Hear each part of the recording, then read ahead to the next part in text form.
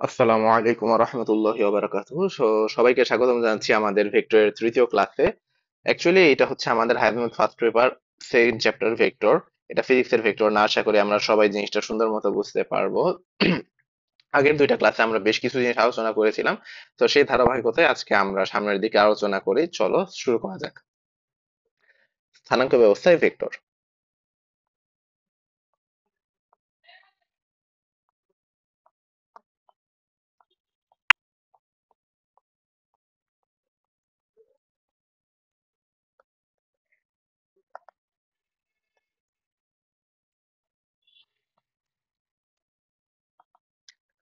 স্থানাঙ্ক ব্যবস্থায় ভেক্টর এই জিনিসটা বোঝার জন্য আমাদের অ্যাকচুয়ালি ছোটবেলায় কার্তেশীয় স্থানাঙ্ক ব্যবস্থার ধারণাটা থাকা প্রয়োজন। আমরা ছোটবেলায় কার্তেশীয় স্থানাঙ্ক পড়েছিলাম, সেখানে ছিল আমাদের এক্স অক্ষ এবং ওয়াই অক্ষ।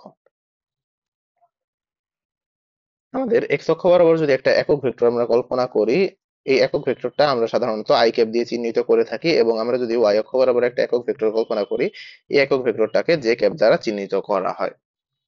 সো আমাদের স্থানাঙ্ক ব্যবস্থায় আমরা যদি একটা ভেক্টরকে লিখতে চাই, এই ভেক্টরটা আমরা এভাবে লিখতে পারি। সাপোজ আমাদের একটা ভেক্টর আছে, এই ভেক্টরটা আমাদের এই এই বরাবর আছে, এবং এটা হচ্ছে আমাদের, সাপোজ এটা ভেক্টর, এটা হচ্ছে আমাদের পি বিন্দু, এটা হচ্ছে আমার ও বিন্দু হচ্ছে আমাদের মূল বিন্দু। তো পি বিন্দু থেকে আমরা যদি লম্ব টানি নিচের দিক বরাবর, এবং আমরা যদি এই দিক বরাবর লিখি, তাহলে আমাদের অ্যাকচুয়ালি এই দিক বরাবর আমাদের এই বিন্দুটা আসতেছে। সো এই দিক বরাবর এটা এটা হচ্ছে আমাদের পি ভেক্টর দ্বারা আমরা চিহ্নিত করি। আর এক্স অক্ষের যে অংশটা আছে সেটাকে আমরা পি এক্স, সেটার দৈর্ঘ্য আমরা পি এক্স ধরলে পি এক্স আই ক্যাপ পরিমাণ লম্বা এটা হবে। আর আই ক্যাপ হচ্ছে আমাদের দিক বোঝানোর জন্য, আর পি এক্স হচ্ছে এটার দৈর্ঘ্য আমরা ধরে নিই, আর পি ওয়াই হচ্ছে আমাদের ওয়াই অক্ষ বরাবরের যে অংশ আছে বা লম্ব দিয়ে যে অংশটা আছে সেই অংশের দৈর্ঘ্য, এবং এর সাথে আমরা গুণ দিব জে ক্যাপ। জে ক্যাপ হচ্ছে আমাদের ওয়াই অক্ষ বরাবর একক ভেক্টরের। তো আমরা এখানে লিখতে পারি পি ভেক্টর এটা ইকুয়ালস টু আমাদের actually P x I cap plus আমাদের পি ওয়াই জে ক্যাপ। এবং আমরা এই গত ক্লাসে দেখে আসছি আমাদের অন্তর্ভুক্ত কোণ যদি থিটা হয়, তবে আমরা পি এক্স এর ভ্যালুটা লিখতে পারবো পি এক্স এটা ইকুয়ালস টু আমাদের অ্যাকচুয়ালি পি কস থিটা। এবং একই রকম ভাবে আমরা যদি এইদিকে ভেক্টরটার কথা চিন্তা করি, ভেক্টরটা যদি আমরা এই দিক বরাবর চিন্তা করি, আমাদের এই ওয়াই অক্ষ বরাবর যদি চিন্তা করি, এই পি ওয়াই আই ক্যাপ যেটা, এটা যদি আমরা এই দিক বরাবর চিন্তা করি, তাহলে আমাদের অ্যাকচুয়ালি পি ওয়াই এটা ইকুয়ালস টু আসবে আমাদের পি সাইন থিটা। এটা হচ্ছে আমাদের 1 নাম্বার সমীকরণ, এটা হচ্ছে আমাদের 2 নাম্বার সমীকরণ। তো আমরা যদি এই দুটি বর্গ করে যোগ করে দিই, তাহলে আমাদের আসবে P square, sorry P X square plus আমাদের পি ওয়াই স্কোয়ার, এটা ইকুয়ালস টু আমাদের অ্যাকচুয়ালি পি স্কোয়ার। তারপর আমরা এটা লিখতে পারবো পি এটা ইকুয়ালস টু আমাদের root over P X square plus আমাদের পি ওয়াই স্কোয়ার। সো এভাবে আমরা অ্যাকচুয়ালি চাইলে আমাদের এই এক্স এক্স এই যে আমাদের I cap plus J cap আকারে কোনো একটা ভেক্টর যদি ভাঙা থাকে, তাহলে সেই ভেক্টরটার মান নির্ণয়ের জন্য আমরা খুব সহজেই এই একক ভেক্টরগুলোর সহগগুলোর বর্গগুলোকে যোগ করে সেটাকে রুট করে দিয়ে আমাদের দৈর্ঘ্যটা এসে পড়বে। আশা করি আমরা এই বিষয়টা সুন্দর মতো বুঝতে পারছি। আর আমরা যদি এটার দিক নির্ণয় করতে চাই, দিক মানে থিটা মানে অ্যাঙ্গেল নির্ণয় করতে চাওয়া, সেটা অ্যাকচুয়ালি আমরা সাধারণত ফিজিক্স আলোচনা করি। এই বিষয়টা আমরা এখানে আলোচনা তেমন একটা করব না, আমরা যদি সামনে প্রয়োজন হয় তাহলে আমরা সুন্দর মতো দেখাই দিব ইনশাল্লাহ। তাহলে আমরা একটু সামনের দিকে যাই। এভাবে আমরা স্থানাঙ্ক ব্যবস্থায় ভেক্টরের কথা চিন্তা করতে পারি। এবং এখানে আমি আরো একবার রিমাইন্ড করে দিতে চাই, এখানে আমাদের আই ক্যাপ হচ্ছে আমাদের এক্স অক্ষ বরাবর একক ভেক্টর, এবং জে ক্যাপ হচ্ছে আমাদের অ্যাকচুয়ালি ওয়াই অক্ষ বরাবর একক ভেক্টর। তো চলো আমরা সামনের দিকে যাই। আমাদের পরবর্তী আলোচনা হচ্ছে অভিক্ষেপ এবং উপাংশ।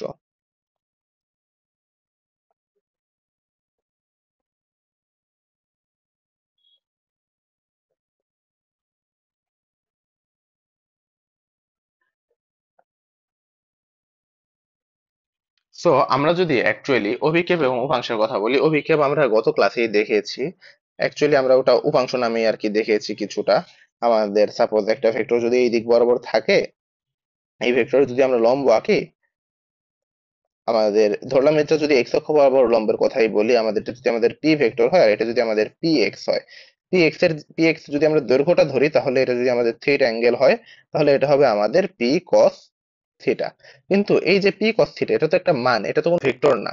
কিন্তু আমরা যদি এই যে পি কে দুটি ভেক্টর আকারে ভাঙতে চাই, যখন আমাদের অ্যাকচুয়ালি পি কস থিটা, এই যে আমরা যখন লিখি আমরা P x I cap plus আমাদের পি ওয়াই জে ক্যাপ লিখি। এই যে এখানে আমাদের এই দুটি কিন্তু অ্যাকচুয়ালি ভেক্টর আছে, কারণ কি এই যে আমাদের এখানে দুটি একক ভেক্টর গুণ করা আছে। তো আমরা পি এক্স কে অ্যাকচুয়ালি যদি ভেক্টর আকারে প্রকাশ করতে চাই, তাহলে আমাদের পি এক্স এর পি কস থিটার সাথে আই ক্যাপ গুণ করতে হবে। অর্থাৎ এটা হচ্ছে আমাদের মান প্রকাশক আর এটা হচ্ছে আমাদের দিক প্রকাশক। আশা করি এই বিষয়টা আমরা সুন্দর মতো বুঝতে পারবো। অর্থাৎ যে কোনো একটা ভেক্টর, ভেক্টর হচ্ছে অ্যাকচুয়ালি ভেক্টরের মান ইনটু আমাদের নির্দিষ্ট দিকে একক ভেক্টর।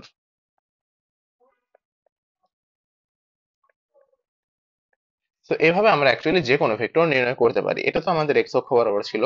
অন্য র্যান্ডম একটা ভেক্টরের দিকে যদি আমরা বের করতে চাই, সাপোজ এটা হচ্ছে আমাদের একটা ভেক্টর এ ভেক্টর, এটা হচ্ছে আমাদের এ ভেক্টর, এটা হচ্ছে আমাদের অ্যাকচুয়ালি বি ভেক্টর। সো আমরা যদি এ ভেক্টরের উপর বি ভেক্টরের উপাংশ নির্ণয় করতে চাই, সাপোজ এটা হচ্ছে আমাদের থিটা, এখান থেকে আমরা একটা লম্ব আঁকবো। তো এই দিক বরাবর আমাদের যে ভেক্টরটা আসবে এটা হচ্ছে আমাদের বি কস থিটা। কিন্তু আসলে কি আমাদের শুধুমাত্র বি cos থিটা দিলেই ভেক্টর হয়ে যাবে? না, এটা ভেক্টর হবে না। কারণ এটা হচ্ছে আমাদের অ্যাকচুয়ালি অভিক্ষেপ বা ছায়া। অভিক্ষেপ কিন্তু কোনো ভেক্টর না, কারণ এর কোনো নির্দিষ্ট দিক নেই। তো বি cos থিটার সাথে আমাদের এই নির্দিষ্ট দিকে একক ভেক্টর লাগবে। এই নির্দিষ্ট দিকটা হচ্ছে, এটা হচ্ছে আমাদের এ ভেক্টরের দিক। এই ভেক্টরের দিকে একক ভেক্টরকে আমরা এ ক্যাপ দ্বারা প্রকাশ করে থাকি সাধারণত। এটা হচ্ছে আমাদের এ ক্যাপ, এটা হচ্ছে আমাদের একক ভেক্টর নির্ণয় করার উপায় হচ্ছে কোনো ভেক্টরকে তার মান দ্বারা ভাগ করা। তো এটা হচ্ছে আমাদের B cos theta A cap divided by A. তো এটা আসবে আমাদের actually B cos theta A cap. So আমরা আশা করি এই বিষয়টা সুন্দর মতো বুঝতে পারছি, এবং আমাদের এই ভেক্টর লম্ব দিকেও আমরা চাইলে একক ভেক্টর বের করতে পারি, সরি লম্ব দিকেও আমরা চাইলে ভেক্টর বের করতে পারি। এখন এখানে একটা প্রশ্ন আসতে পারে যে লম্ব দিকে একক ভেক্টর আমরা কই থেকে পাবো? আমরা লম্ব দিকে না হয় অভিক্ষেপটা পেয়ে গেলাম, এই যে এটা হচ্ছে আমাদের লম্ব দিক, এদিকে না হয় আমরা অভিক্ষেপটা পেয়ে গেলাম। সো আমরা এখানে একক ভেক্টরটা কই থেকে পাবো? এখানে অ্যাকচুয়ালি আমাদের একক ভেক্টরটা পাওয়ার দরকার নাই। আমরা যদি এটাকে পি ভেক্টর ধরি, তাহলে আমাদের অ্যাকচুয়ালি আমরা দেখতে পারবো আমাদের বি ভেক্টর, এটা কি হবে? এটা অ্যাকচুয়ালি হবে আমাদের অ্যাকচুয়ালি পি ভেক্টর প্লাস আমাদের এই B cos theta A cap. So therefore আমরা এখান থেকে পি ভেক্টরের ভ্যালুটা সহজেই বের করতে পারবো। পি ভেক্টর এটা আসবে আমাদের অ্যাকচুয়ালি বি ভেক্টর মাইনাস আমাদের B cos theta A cap.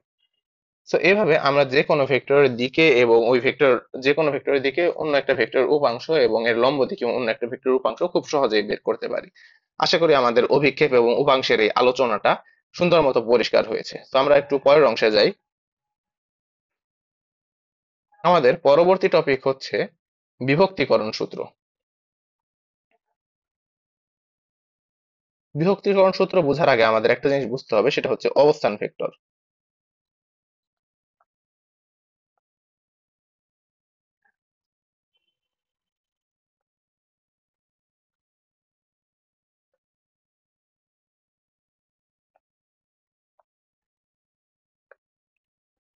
তো আমরা যদি অবস্থান ভেক্টরের কথা বলি, অবস্থান ভেক্টর হচ্ছে সেই ভেক্টর যা আর কি মূল বিন্দুর সাপেক্ষে কোনো বিন্দুর অবস্থানকে প্রকাশ করে। তো সাপোজ এটা হচ্ছে আমাদের স্থানাঙ্ক ব্যবস্থা, স্থানাঙ্ক ব্যবস্থার মূল বিন্দু হচ্ছে ও, এবং এর বাইরে একটা বিন্দুর কথা আমরা কল্পনা করি যেটা হচ্ছে আমাদের এ বিন্দু। আমরা যদি ও থেকে এ বিন্দুর উপর একটা ভেক্টর নির্দেশ করতে চাই, এটা হচ্ছে আমাদের এই ভেক্টরটা, এটাকে আমরা এ দিয়ে প্রকাশ করতে পারি এবার। তো আমাদের এক্ষেত্রে ও এ দ্বারা প্রকাশ, এই যে এ বারটা আমাদের এ বিন্দুর অবস্থানকে প্রকাশ করছে, তাই এখানে এটা হচ্ছে আমাদের অবস্থান ভেক্টর। বা এটাকে এভাবেও লেখা যাইতে পারে যে এবার এটা ইকুয়ালস টু আমাদের ও এ ভেক্টর, এভাবে লেখা যায়। তো অবস্থান ভেক্টর তো না হয় আমরা বুঝতে পারলাম, এখন আসবে আমাদের অ্যাকচুয়ালি বিভক্তিকরণ সূত্র। সো বিভক্তিকরণ সূত্রের জন্য আমাদের অ্যাকচুয়ালি প্রয়োজন হচ্ছে আমরা একটা চিত্র আঁকি।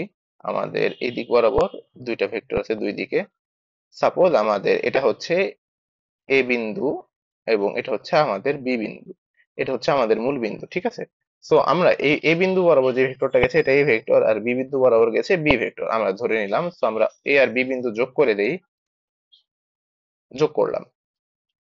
তো অ্যাকচুয়ালি আমাদের এ আর বি বিন্দুর যে সংযোগ রেখাংশ, এই রেখাংশ যদি আমাদের অ্যাকচুয়ালি সি বিন্দুতে m:n অনুপাতে ভাগ হয়, সাপোজ এটা হচ্ছে আমাদের অ্যাকচুয়ালি সি বিন্দু, সি বিন্দুতে যদি m:n অনুপাতে ভাগ হয়, তাহলে আমরা অ্যাকচুয়ালি কি বলতে পারবো, এসি, এই যে সরি, এসি ইজ টু আমাদের সিবি, এটা ইকুয়ালস টু আমাদের এম ইজ টু এন। আশা করি এই জিনিসটা আমরা সুন্দর মতো বুঝতে পারছি। এই সি বিন্দুটা আমরা অ্যাকচুয়ালি ভেক্টরের মাধ্যমে সহজেই বের করতে পারি। কিভাবে বের করতে পারি আমরা একটু দেখি। আমরা ও আর সি বিন্দু যোগ করব, দেখি।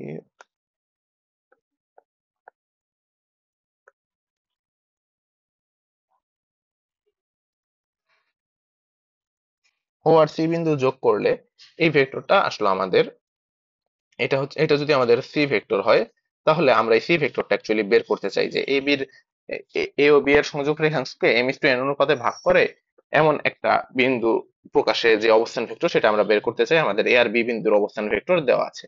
তো এখন আমাদের কাজ কি, অ্যাকচুয়ালি আমাদের এসি ইস টু সিবি, এটা তো এম এন।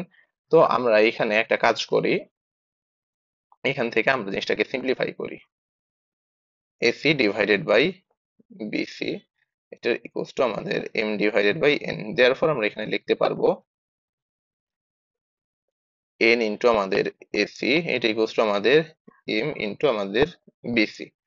সো এটা আসতেছে। সো এরপর আমরা যদি একটু ত্রিভুজটা দেখতে চাই, আমাদের এই ত্রিভুজ ওএসি তে, আমাদের ত্রিভুজ ও এ সি তে, ত্রিভুজ ওএসি তে আমরা দেখতে পারবো যে আমাদের এই এসি, এসি এটা ইকুয়ালস টু কি আমাদের, আমরা যদি এসি ভেক্টরের কথাই বলি, এসি ভেক্টর এটা হইতেছে আমাদের এই, আচ্ছা অনেকে তো ভেক্টর বিয়োগ পারে না, আমি এটা সরাসরি বিয়োগ দিয়ে না লিখে আমি সরাসরি এই ভেক্টরের ত্রিভুজের যোগের ত্রিভুজ সূত্র দিয়ে লিখি। আমাদের এই যে ওয়ে ভেক্টর প্লাস আমাদের এসি ভেক্টর, এটা ইকুয়ালস টু আমাদের ওসি ভেক্টর। সো আমরা যদি অ্যাকচুয়ালি ভ্যালুগুলো বসাই দিই, এটা যদি আমরা সিম্পলিফাই করি, তাহলে আমাদের এসি ভেক্টর এটা ইকুয়ালস টু আসবে আমাদের অ্যাকচুয়ালি এই ওসি ভেক্টর মাইনাস আমাদের ওয়ে ভেক্টর। বিয়োগ সরাসরি লেখার একটা টেকনিক শিখাই দেই। বিয়োগ সরাসরি লেখার টেকনিকটা হচ্ছে আমাদের এই যে এসি ভেক্টর, এই এসি ভেক্টরটাকে আমি বিয়োগ আকারে প্রকাশ করতে চাই ফর এক্সাম্পল, তাহলে যে শেষ বিন্দুটা থাকবে, এই যে সি বিন্দু, তাহলে আমাদের শেষ বিন্দু এটা হবে শেষ বিন্দুর অবস্থান ভেক্টর বিয়োগ আমাদের প্রথম বিন্দুর অবস্থান ভেক্টর।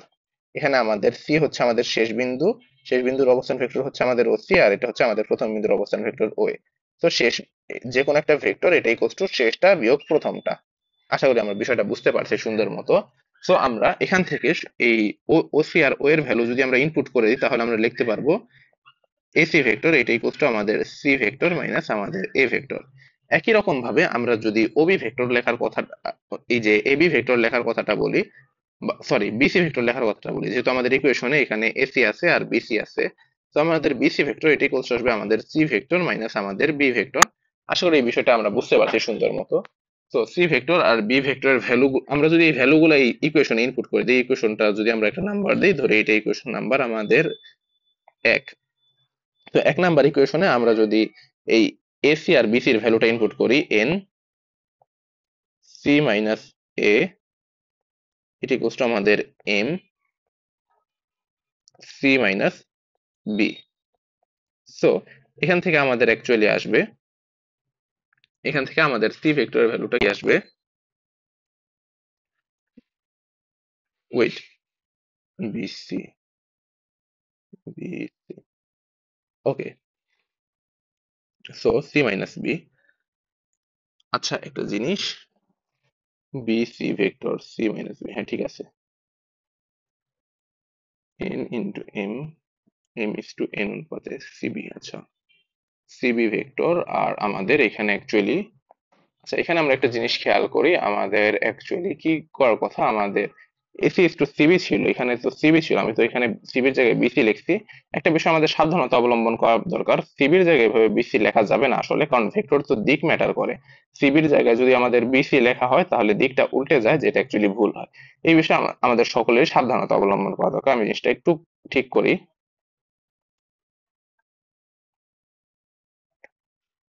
এখানে আমাদের সিবি হবে, একই রকম ভাবে এখানে আমাদের সিবি হবে। তো আমাদের অ্যাকচুয়ালি সিবি ভেক্টর এটা ইকুয়ালস টু আমাদের কি আসবে, বি ভেক্টর মাইনাস আমাদের সি ভেক্টর। তো আমাদের অ্যাকচুয়ালি ইকুয়েশন গুলো ঠিকঠাক মতো আমরা লিখি। সো আমাদের এখানে ইকুয়েশন এখানে আসতেছে আমাদের actually B vector minus C vector. তো আমরা যদি ইকুয়েশন গুলাকে সিম্পলিফাই করি তাহলে আমাদের আসবে N C vector minus N A vector, এটি ইকুয়ালস টু আমাদের M B vector minus M C vector. So আরো সিম্পলিফাই করার শেষে আমরা যদি সি ভেক্টরের ভ্যালুটা বের করি, আমাদের সি ভেক্টরের ভ্যালু আসবে এটা ইকুয়ালস টু আমাদের এই যে এম বি ভেক্টর মাইনাস আমাদের, সরি মাইনাস না প্লাস আমাদের এন এ ডিভাইডেড বাই আমাদের এম প্লাস এন। এটাই হচ্ছে আমাদের বিভক্তিকরণ সূত্র। অ্যাকচুয়ালি এই সূত্রটার ব্যবহারটা কি আমরা যদি আরেকটু সুন্দরভাবে বুঝতে চাই, আমি আরেকবার একটা সামারি দেই।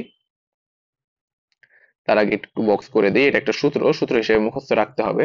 অ্যাকচুয়ালি আমাদের এই সূত্রটার ব্যবহার কি, যদি আমাদের দুটি বিন্দু জানা থাকে এবং এই দুটি বিন্দুর সংযোগ রেখাংশকে এম ইস টু এন অনুপাতে বিভাগকারী বিন্দুও জানা থাকে, তবে আমরা ওই যে sorry M is to N অনুপাতে বিভাগকারী বিন্দু আমরা জানতে চাই, তবে সেই বিন্দুটা জানার জন্য আমরা এই সূত্রটা ইউজ করতে পারি। প্রথম বিন্দুর অবস্থান ভেক্টর আমরা জানবো, দ্বিতীয় বিন্দুর অবস্থান ভেক্টর আমরা জানবো, তৃতীয় বিন্দুর অবস্থান ভেক্টর আমরা এই সূত্র দিয়ে সহজে বের করে ফেলতে পারবো। আশা করি আমরা বিষয়গুলো সুন্দর মতো বুঝতে পারছি। এইভাবে জিনিসগুলো কাজ করে অ্যাকচুয়ালি। এবং আমাদের এখানে একটা অনুসিদ্ধান্ত আছে, অনুসিদ্ধান্তটা হচ্ছে যদি আমাদের এম ইকুয়ালস টু এন হয়, অর্থাৎ আমাদের যদি এই মানে ভেক্টর দুইটা আর মানে এই দুইটা বিন্দুর মাঝের বিন্দু আমরা বের করতে চাই, মাঝের বিন্দুর অবস্থান ভেক্টর হবে আমাদের অ্যাকচুয়ালি এই সি মিডলের কথা যদি বলা হয়, এটা হবে আমাদের হাফ ইন্টু আমাদের এ ভেক্টর প্লাস আমাদের বি ভেক্টর। এটা হবে আমাদের অ্যাকচুয়ালি মাঝের বিন্দুর অবস্থান ভেক্টর। সো এভাবে আমরা অবস্থান ভেক্টরের মাধ্যমে যে এই আমাদের জ্যামিতিক সমস্যা সমাধানের জন্য বিভক্তিকরণ সূত্রটা কাজে লাগাইতে পারি। সো আমাদের অ্যাকচুয়ালি আজকের আলোচনাটা আমরা এই পর্যন্তই রাখি, ইনশাল্লাহ তারপর আমরা পরবর্তী অংশে আগাবো। আসসালামু আলাইকুম ওয়া রাহমাতুল্লাহি ওয়া বারাকাতুহু।